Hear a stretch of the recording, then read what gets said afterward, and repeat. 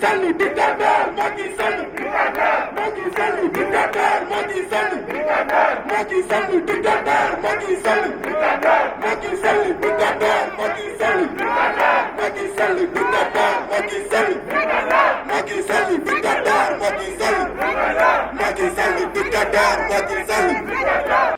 xeex bi sunu xeex la ñun ñoo ko war a xeex ñun génération bi pour génération yi di ñëw nan ko bàyyi ku ci nekk am na wasila am na koo gëm tey jii muy di Seydi Hadj Malick Sy tey jii di sëñ Bamba muy jeneen sëriñ yëpp ñoom ñëpp ay résistant la woon te bi tubaab bi bëggee noot kat ku ci nekk bu ko neexoon toog fa nga toog duñ la sonal nga dund sa dund duñu inquiéter sa famille ñeneen ñi ñoo tax ñu xeex tey jii mooy ñoom mooy ñun donc nan ñu bàyyi ñu xeex pour suñu génération nan ñu bàyyi aussi ñu xeex pour génération future. On baisse nos bras en ce qui concerne la gestion de notre pays. La démocratie, on entendra parler autour de nous, mais il n'y en aura jamais au Sénégal. Et ça, vous le savez autant que moi. C'est à nous et à nous-mêmes. Personne d'autre viendra nous secourir. C'est à nous et à nous seuls de nous battre de manière à arracher ce que nous avons comme droit. Parce qu'on se dit le droit, il ne se négocie pas. Le droit, on se l'arrache à partir du moment où c'est le nôtre. Comme tous les Sénégalais, dama am lu ma naqari trop fan yii yëpp dama leen di raconter juste une histoire personnelle. En 2011, j'avais 18 ans.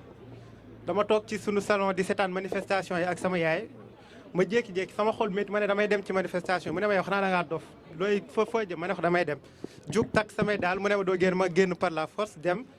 jël clando du ma ko fàtte Liberté 6 dem Colobane dem ci manifestation yi jour boobu noonu mooy tombeek jour bi nga xam ne moom la Modou Diop ndeysaan di gaañu ma manifester dem ñibbi par la suite ñu am ndam ci kaw Ablaye Wade gagné Macky Sall falu ñu am espoir bu rëy ci moom espoir bi lu ko gënoon a firndeel mooy bi mu faloo dafa ne sa mandat wu 7 ans lañ ma fal dama koy wàññi ba 5 ans ñu ne kii kat mooy waaja ñu dawal 4 ans 5 ans di waaj a jot comme moom c'est un lâche li muy wax ak li muy jëf du bokk mu dem laqatu ci ginnaaw conseil constitutionnel bi wàññi mandat bi mooy li mu kaddu bi mu joxe woon ne day wàññi mandat bi 5 ans def ko 7 ans ñu ne garaawul malgré après tout il a été élu pour un mandat de 7 ans nañ ko bàyyi mu dawal ba 2019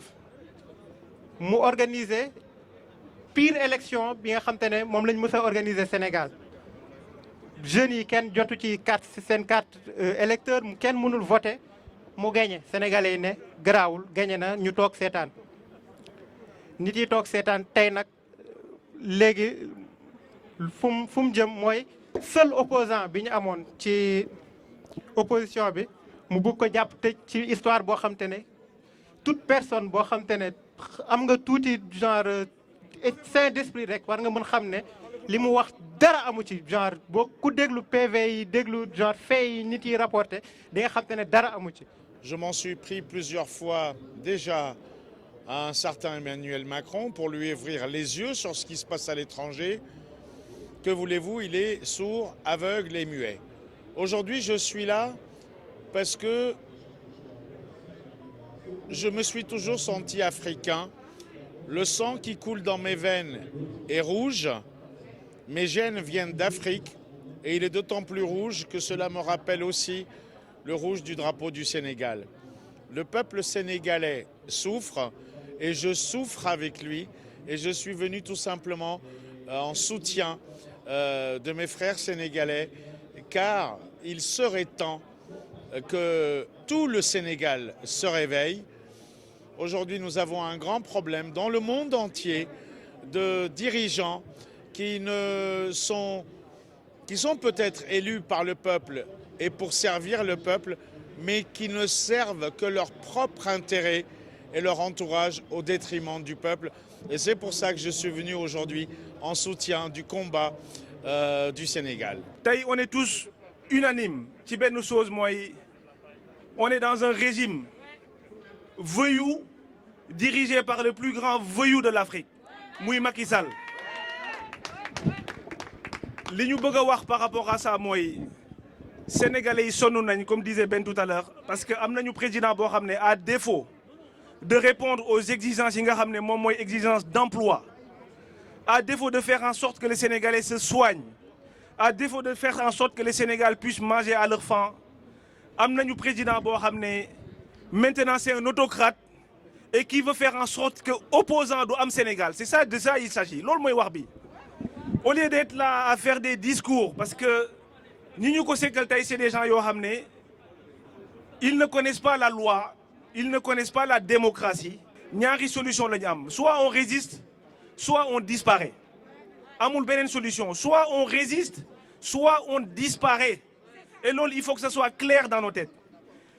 Hier, le président Sonko a fait une sortie où il a fait un appel solennel à la diaspora. Je ne sais pas si tout le monde a eu la portée du message qu'il a essayé de nous lancer ou pas.